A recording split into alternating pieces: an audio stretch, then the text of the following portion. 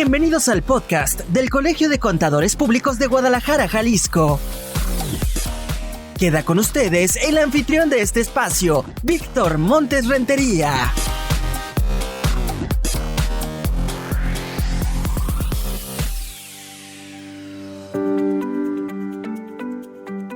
En un episodio más de este podcast del Colegio de Contadores Públicos de Guadalajara, Jalisco, le damos la bienvenida en esta mesa de trabajo a nuestro invitado el día de hoy, el maestro, contador público y abogado César Gámez Rodríguez, quien nos hablará de las expectativas de reformas fiscales para 2025. Ya está en marcha la administración de la nueva presidencia de Claudia Sheinbaum y todos nos preguntamos qué es lo que va a pasar con el Código Fiscal de la Federación, qué pretende la nueva administración para recaudar fondos, mantener las mismas prácticas, crear nuevas políticas, y de eso, con la experiencia que lleva a cuestas, César Gámez nos va a hablar en este podcast. César, bienvenido, gracias por acompañarnos. ¿Cómo estás? ¿Qué tal? Muchas gracias. ¿Tú qué tal? Bien, César, gracias. Oye, pues tenemos esa duda. Yo desde que estábamos en la víspera de la toma de posesión, hacía los comentarios con los conocidos, qué es lo que nos espera en todos los ámbitos, pero hablando particularmente de lo que interesa a este Colegio de Contadores Públicos, pues la duda que surge es, ¿se avecina o no una reforma fiscal? ¿Cuál sería la perspectiva que tienen ustedes como expertos, como fiscalistas en este tema?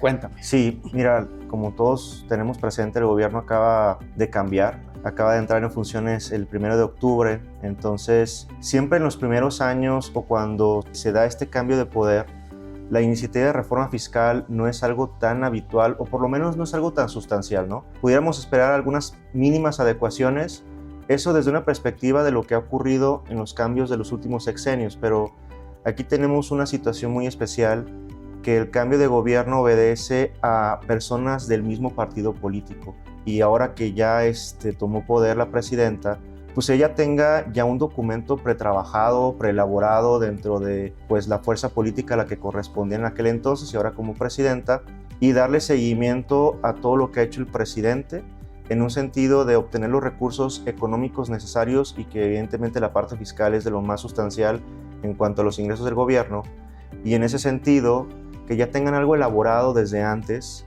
que le dé seguimiento a esta tendencia de obtener más ingresos para poder fondear toda la inversión de infraestructura que se ha hecho en los últimos años. Como todos sabemos, el tema del Tren Maya, el tema de la refinería de Dos Bocas, etc. Entonces, pudiéramos tener dos vertientes, ¿no? La de una reforma muy ligera, por decirlo de alguna manera, pero otra que ya puede tener temas muy elaborados, muy trabajados, y que le permitan obtener esos recursos al nuevo gobierno, ¿no? Entonces, sí hay mucha incertidumbre, hay inclusive en los medios, ¿no? Uno que como bien comentaba, nos dedicamos a la parte fiscal, pues siempre estamos buscando esa materia prima para de primera mano asesorar a nuestros clientes, asesorar a la membresía y poderles dar pues, las noticias en cuanto salga, ¿no? Entonces, pues sí, o sea, ahorita hay incertidumbre, hay documentos que han circulado, hay algunos documentos oficiales, pero que no sabemos qué tanto se puedan utilizar o no, y hay N cantidad de documentos no oficiales, e inclusive algunos que algunos colegas han atrevido a utilizar como base de lo que pueda avecinarse, pero creo que ahorita podemos platicar a grosso modo de lo tanto oficial como lo no oficial, y lo que yo esperaría como una iniciativa de reformas fiscales dentro de un paquete económico que también vale la pena resaltar, y por periodos, o sea, por fechas, plazos que se tienen para este nuevo gobierno. Como tomaron posesión el 1 de octubre, se recorren las fechas tradicionales para las iniciativas de reformas o la presentación del paquete económico, y eso tendría que ocurrir a más tardar el 15 de noviembre. De ahí, del 15 de noviembre, se tiene que hacer todo el proceso de análisis, discusión, aprobación o rechazo en dado caso, lo cual creo que no sucedería por lo que ahorita vamos a comentar, por parte del Congreso de la Unión.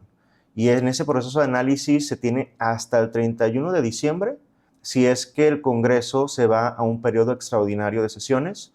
El periodo ordinario terminaría el 15 de diciembre, el extraordinario el 31 de diciembre. Entonces, digamos, es un periodo de tiempo muy corto, pero que si ya el gobierno que entró en posesión el 1 de octubre trae pretrabajado algo, pues a lo mejor esos días son más que suficientes para que se apruebe una reforma, yo le diría fast track, o de un proceso muy rápido, y que puede tener temas interesantes, ¿no? Claro. Entonces, de mero trámite, ¿no? Correcto, de mero trámite por esta situación de la mayoría que tienen en el Congreso de la Unión. Sí, y justo en el escenario político que planteas, entiendo perfecto tu punto en el sentido de que si ya está el proyecto encaminado o perfilado a poderse aprobar, en un escenario político diferente, donde hay diferentes fuerzas, habría que negociar, habría que cabildear y hacer pues diferentes planteamientos para que salga con la votación de mayoría que se requiere. En este caso no se necesita eso, porque Correcto. prácticamente Sí. es cuestión de que todos digan va y pasa, ¿no? Exacto, por eso es que,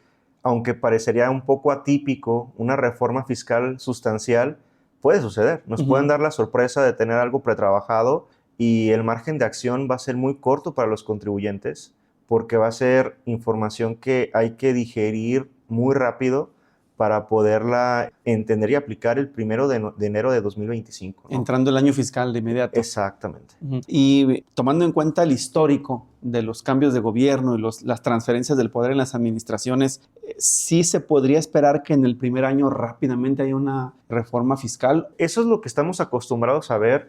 El sexenio pasado lo vivimos. Hubo un cambio de poder de diferentes partidos. Sin embargo, pues ahora tenemos esta situación de que es el segundo periodo, podemos decirlo, del partido Morena, y eso puede facilitar este documento que se pudo haber estado trabajando y que nos den la sorpresa de que lo presenten como iniciativa y que tenga temas interesantes, ¿no? Entonces, sí hay toda esa incertidumbre. Y aquí me gustaría, aprovechando tu pregunta, señalar que hay un documento que se elaboró en el núcleo de lo que es el partido político Morena, porque ellos tuvieron un congreso en febrero de este año. Ese congreso pues ocurrió estuvo todo el proceso de las preelecciones, esta marejada que tuvimos, ¿no?, de las posiciones de los diferentes candidatos, y este documento que se elaboró en el núcleo de Morena le llaman el Plan de Nación 2024-2030. Este Plan de Nación, inclusive hay una referencia también cuando Andrés Manuel, siendo candidato, tenía un documento similar, y digamos que son como las medidas que ellos están previendo implementar durante su sexenio. Entonces, parte de lo que Andrés Manuel en su momento tomó como, pues digamos, esos puntos medulares, pues varios de ellos los llevó a cabo.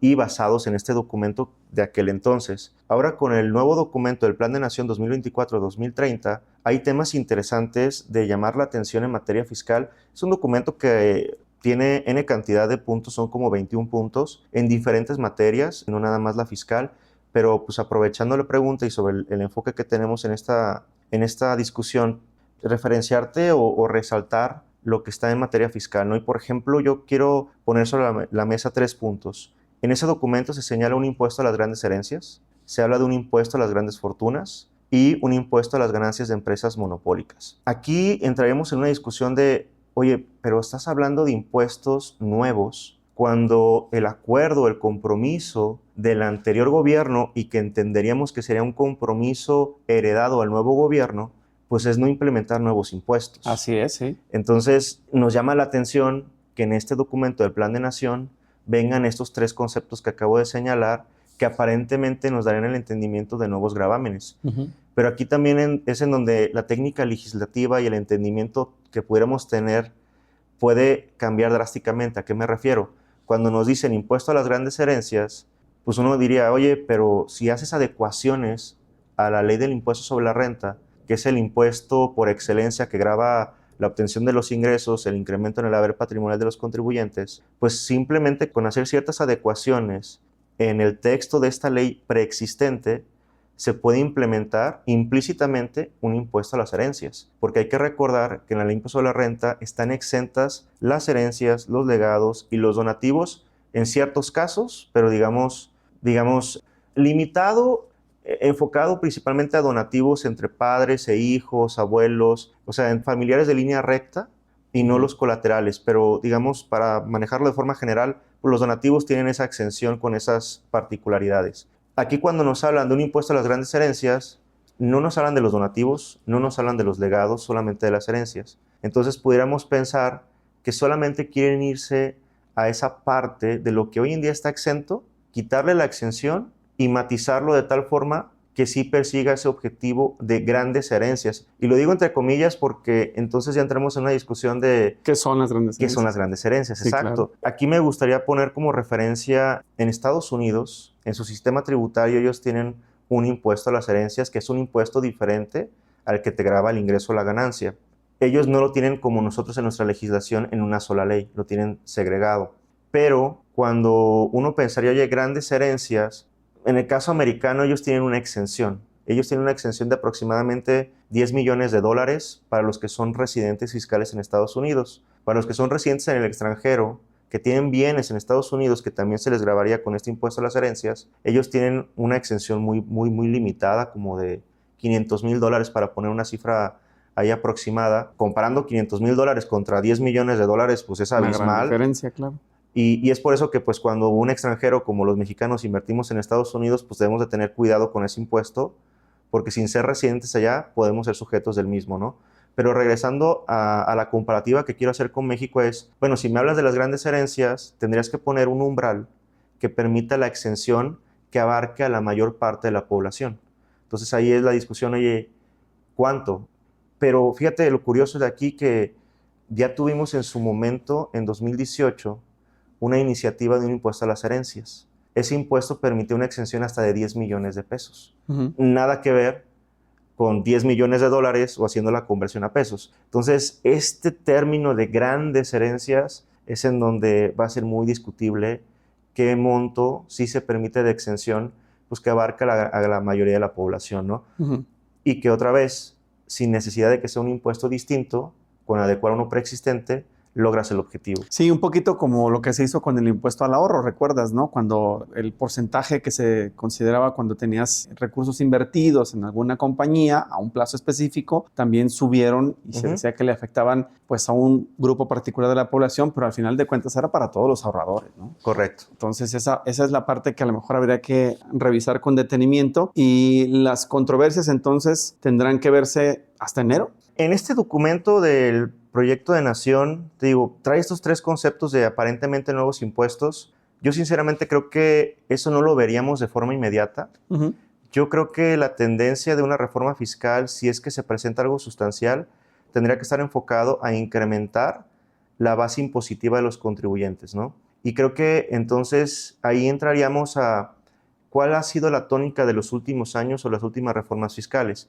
Esa tónica ha sido limitar las deducciones, establecer no deducibles en la ley de impuesto a la renta. Entonces yo considero que es más factible que la tendencia vaya para ese lado y no tanto para nuevos gravámenes o para adecuaciones en este sentido de gravar herencias, de gravar donativos, etcétera, ¿no? Entonces creo que este proyecto de nación pues es, digamos, un manifiesto político, pero no necesariamente yo lo vería aplicado en un tema fiscal inmediato. Perfecto. Con esta primera parte del tema, César, si te parece, hacemos una pausa y de regreso seguimos hablando del tema. Expectativas de reformas fiscales 2025, lo que tenemos, lo que se avecina, hay que saber y hay que estudiarlo, pero con los expertos, con los integrantes del Colegio de Contadores Públicos de Guadalajara, Jalisco. Vamos a una pausa y regresamos enseguida.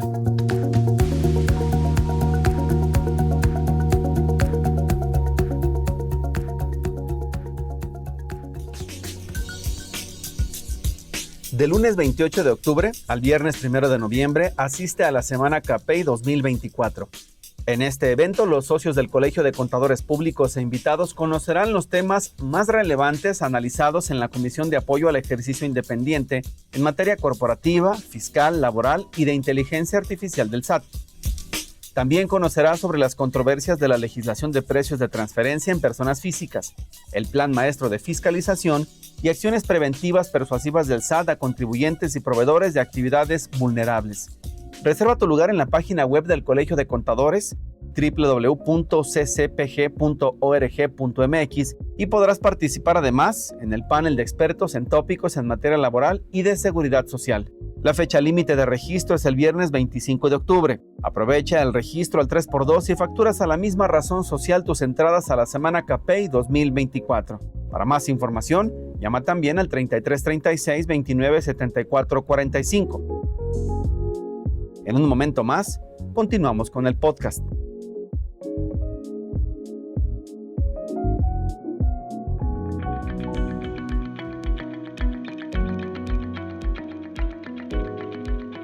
Compañeros contadores, les invitamos a participar en el magno evento de beneficencia, hacia una nueva era en el cumplimiento fiscal y laboral de las empresas.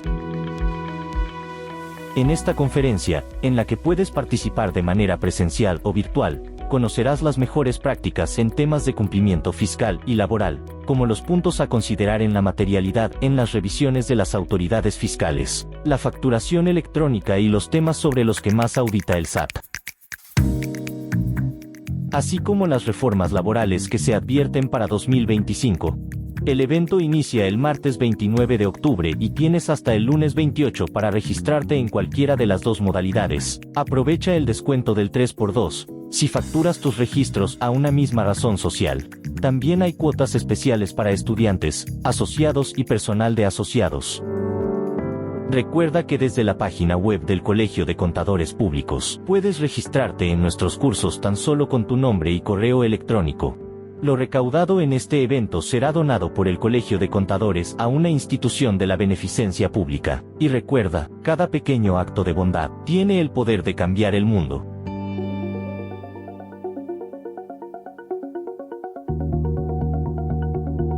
Y en esta segunda parte de la plática que tenemos hoy en torno a estas expectativas de reforma fiscal 2025 con el maestro César Gámez Rodríguez, integrante de este Colegio de Contadores Públicos de Guadalajara, Jalisco, tenemos que seguir abordando el tema de lo que se podría esperar para el año entrante en materia fiscal. Y ya nos decía el maestro y contador algunos detalles muy en particular de lo que pudiera perfilarse de acuerdo a la propuesta, proyecto de Nación 2024-2030 que la fracción de Morena llevó a cabo en lo interno como partido, pero también tuvo que replicar con sus diputados y senadores. ¿Cuáles son las iniciativas, César, que se han presentado de manera formal y no formal, oficial y no oficial? ¿Ya hay algo que nos ayude a entender hacia dónde se encamina el 2025? Sí, claro. Fíjate que ha sido un poco curioso el proceso por lo que comentaba hace unos instantes de que pues estamos en digamos, pues ya toma de poder de la presidenta, pues va a ser ahora sí que el inicio de su gobierno. Entonces, de manera oficial, como iniciativa del Poder Ejecutivo no tenemos nada. La expectativa, como también lo comentaba, es pues que a más tardar este 15 de noviembre se presente algo, junto con el paquete económico, que también vale la pena resaltar algo que no comenté o que no puntualicé en su momento. El paquete económico, independientemente de que tenga este tema de la reforma fiscal, sí o sí se tiene que presentar, porque hay documentos súper básicos para lo que son, pues digamos, las finanzas del país, ¿no? Parte de ello es el presupuesto de egresos y la ley de ingresos. Estos dos documentos son fundamentales y sí o sí se tienen que presentar. Entonces, digamos, sabemos que va a haber un paquete económico, pero no estamos seguros si tenga aparejada la reforma fiscal, ¿no? Porque se tiene que financiar de alguna forma. Exactamente. Entonces, pero bueno, siendo concretos, oficialmente no hay nada. Por ahí existe algunas iniciativas de senadores, de diputados. Sinceramente creo que no hay nada tan sustancial. Por comentar hay una de un senador en donde, pues digamos, plausiblemente quiere incrementar el tope de la deducción de los automóviles. Hoy en día, un automóvil de combustión interna está topado hasta 175,000 pesos. Él lo quiere incrementar a 300,000. Y en el caso de automóviles eléctricos o híbridos, actualmente son 250,000 y lo quiere incrementar a 500,000 pesos. Entonces creo que eso es algo positivo para los contribuyentes en materia de las deducciones y que, como decía, pues es una iniciativa, es de un senador del PAN, también no es un senador de mayoría. De mayoría, entonces quién sabe si nada más es para cumplir, digamos, con un compromiso dentro de su partido de presentar iniciativas, pero bueno, ahí está lo único oficial que tenemos hoy en día. No oficial, si hay un documento que ha estado circulando en redes, aquí sí quiero ser muy cuidadoso en mis comentarios porque no es oficial, entonces no lo podemos tomar como una referencia. Sin embargo, pues nada más para que la audiencia lo tenga presente, este documento que ha estado circulando sí trae una tendencia similar a lo que ha ocurrido en los últimos años de incrementar la recaudación a través de limitar las deducciones autorizadas para los contribuyentes. Entonces yo nada más quiero resaltar dos supuestos para no entrar en detalles, algo que como les digo, como no es oficial, no quiero distraerlos con mayor detalle, pero hay dos cuestiones que quisiera resaltar. Una de ellas es en materia de la deducción de prestación de servicios. Se está estableciendo como parte de los requisitos para que proceda dicha deducción que el prestador de servicios cuente con infraestructura, con trabajadores y que la operación tenga razón de negocios. Más candados. Más candados, exactamente. O sea, es establecerle mayores requisitos, un poquito más complejidad al contribuyente, pero porque también las autoridades fiscales son conscientes que uno de los mecanismos más utilizados para erosionar la base fiscal es la prestación de servicios, porque es un intangible. Entonces siempre los intangibles son muy fáciles de pues contratar, pagar y hacerlos deducible, porque no es como la materia prima, como los bienes que tú compras y luego vendes, porque pues esos al final pasaron por un proceso, en su momento tomaste fotografías, control de inventarios, etcétera. Digamos, tienes mayor materialidad demostrable en la compra de bienes físicos que los bienes intangibles o la prestación de servicios. Son más fáciles de medir. Exactamente. Entonces, creo que esto hace sentido que pudiera ser parte de una iniciativa de reforma fiscal, este tipo de limitaciones en las deducciones. Y otro concepto ya un poco más complejo, voy a tratar de simplificarlo, es establecer también que el pago de regalías, o sea, no se considere como una erogación deducible cuando reúne ciertos requisitos que denotan que de fondo hubo en su momento una estrategia fiscal. Trato de explicar. Adelante. Básicamente dicen, oye, si tú haces un pago de regalías a una parte relacionada, que inclusive si esa parte relacionada se encuentra en un país catalogado como refipre o paraíso fiscal, esa erogación va a ser no deducible siempre y cuando quien la esté pagando en su momento haya sido quien creó el intangible, que ahora está en otra empresa, parte de un grupo empresarial, y que la otra empresa te está cobrando regalías. ¿Por qué digo que forma parte de una estrategia? Porque este tema de que en su momento hubo empresas que en sus inicios generaron un intangible propio como una marca comercial, esa marca comercial pues al paso de los años pues generó un valor de mercado brutal, muy importante, y evidentemente alguien recomendó trasladarla a otra compañía de grupo, en donde esa otra compañía de grupo está ubicada en un país con una tasa impositiva muy baja. Entonces lo que logras en este tipo de estrategias es una simetría fiscal. El que toma la deducción la deduce al 30%, que es la tasa impositiva mexicana para personas morales, y la que reconoce el ingreso posiblemente o no paga impuesto sobre la renta o su equivalente, o paga muy poco. Entonces lo que están tratando es describir esta estrategia del traslado del intangible y ahora negarte la deducción si de fondo ocurrió eso. Entonces básicamente esa es la explicación de forma muy breve de este tipo de estrategias y de lo que se está pretendiendo limitar al momento de establecer estos parámetros en el pago de regalías. Creo que esas son las dos que podría resaltar como más importantes. Les digo, este documento no oficial trae otra N cantidad de situaciones que creo que de momento no vale la pena entrar al detalle hasta que se vuelvan oficiales, ¿no? Claro. Sí, suena un poco como para tratar de controlar operaciones simuladas, y es entendible que los expertos en todo el país pues hagan sus propios planteamientos, pero nada se tiene que tomar como oficial mientras no venga formalizado o desde la Secretaría de Hacienda o desde el Congreso de la Unión, ¿no? Que quede eso muy claro. Ahora ya en lo particular, hablando de expertos, César, me gustaría saber si tú nos puedes dar tus propias opiniones de lo que consideras tú hacia dónde se van a enfocar las baterías, porque la autoridad pues tiene muchas aristas de las cuales echar mano, pero en tu experiencia, ¿hacia dónde se perfila? ¿Al sector comercio, hacia la industria, la electrónica, las exportaciones? ¿Qué es lo que pudiera sí tener un cambio en esta administración o arranque de administración? Correcto. Bueno, mi expectativa yo la trataría de enfocar no tanto en lo inmediato. O sea, yo creo que si hay una iniciativa de reforma va a ser con esta tendencia de incrementar la base fiscal de los contribuyentes a través de estar limitando, estar poniendo candados en las deducciones, eliminando exenciones, como comentábamos, pudiera ocurrir en el caso de las herencias, otros supuestos tantos, pero todo con alteraciones en el impuesto sobre la renta, ¿no? Sin embargo, yo sí visualizo en un mediano plazo, ya ni siquiera a largo plazo, que por compromisos internacionales y más que nada por no quedarnos atrás en lo que está ocurriendo a nivel internacional, este concepto del impuesto mínimo global, que es tendencia en varios países, principalmente los europeos, es algo que México sí o sí va a tener que implementar. Evidentemente, pues hasta su nombre lo dice, impuesto mínimo global, parecería ser que es un impuesto distinto al impuesto de la renta. Entonces ya entramos en un tema de choque en cuanto a este compromiso de no implementar nuevos impuestos, pero creo que el sobretexto del cumplimiento de compromisos internacionales sería una justificación válida para que se implemente esto y no tanto para que se incremente un gravamen al común de la población, porque este impuesto mínimo global está enfocado a las grandes corporaciones. Entonces creo que ahí también el discurso político se puede prestar para justificar algo de esta magnitud, sabiendo que no le va a afectar pues, a la gran mayoría de las empresas en México. Esto le va a afectar a los grandes corporativos mexicanos que tienen inversiones fuera de México, como aquellos empresas multinacionales que tienen subsidiarias en México. Entonces creo que eso sí lo vamos a vivir, y el enfoque de México en cuanto a esta iniciativa que se llegue a presentar respecto al impuesto mínimo global tiene que ser con un enfoque de no perder recaudación.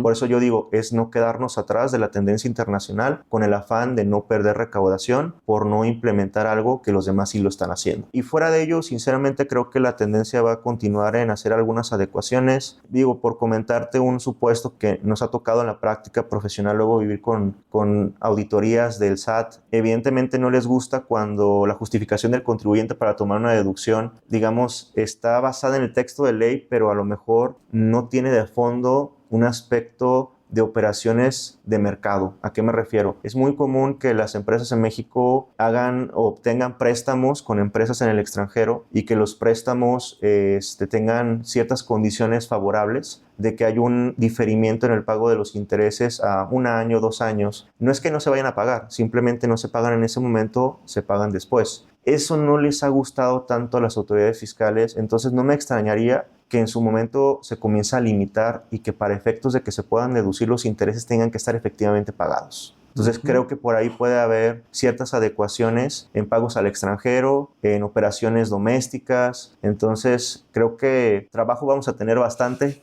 para estar analizando esto. Esperemos que para el tema económico de nuestro país no sea algo que limite o que afecte que los contribuyentes, que las empresas sigan creciendo, sigan generando empleos. Creo que sí debemos de ser muy cuidadosos con eso. Ahora sí que, como dicen, no hay que apretar tanto porque en una de esas te ahogas a los negocios, y creo que lo que necesitamos es más empresas, más trabajo y más con esas tendencias de nearshoring o de empresas que están llegando a nuestro país de otros países. Entonces yo creo que hay que tener esos cuidados, ¿no? Y menos nerviosismo en el país, ¿no? Porque también el hecho de que, por un lado, no tengamos la certeza de lo que puede venir en materia fiscal, y por otro lado no sabemos cómo va a operar en los próximos meses el Poder Judicial. Si como contribuyente llegan a afectarte o como empresa te obligan a hacer ciertas aportaciones o la ley cambia pero te perjudica, tampoco tendríamos la certeza de que habrá un juzgador que te defienda. Correcto. Que te saque del apuro, ¿no? Sí, sí, eso que comentas también es concatenar o vincular aspectos que no nada más son, digamos, el cumplimiento fiscal día con día, claro, sino que también en procesos de fiscalización, pues todo el mecanismo que existe para que el contribuyente pague lo justo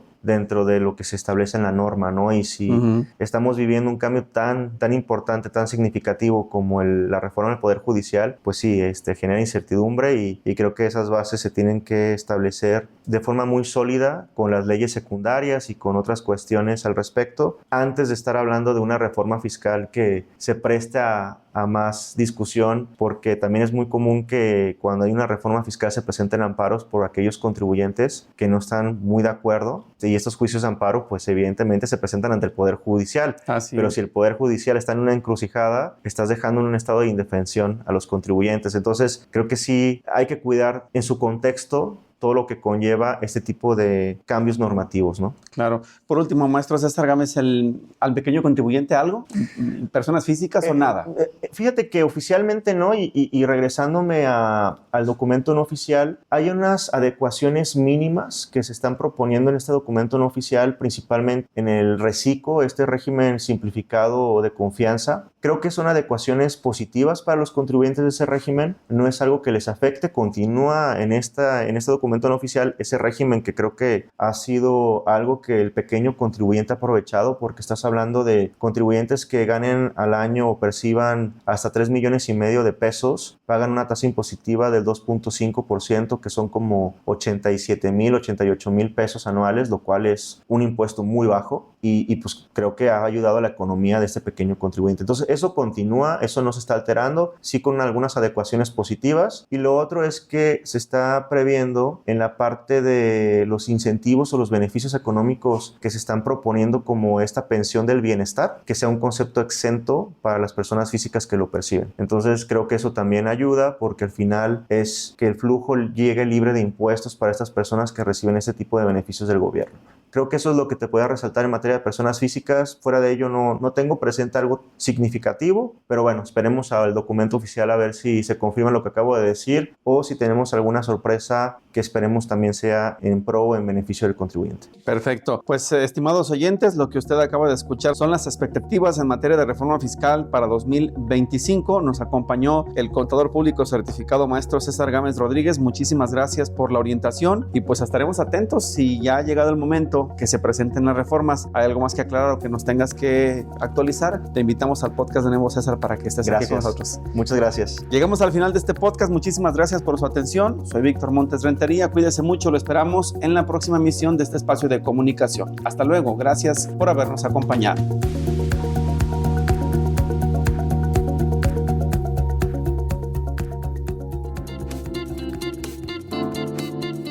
Esto fue todo por hoy. Recuerda que este espacio es para darle voz a los contadores, para escucharte y orientar a nuestra comunidad. ¡Hasta pronto!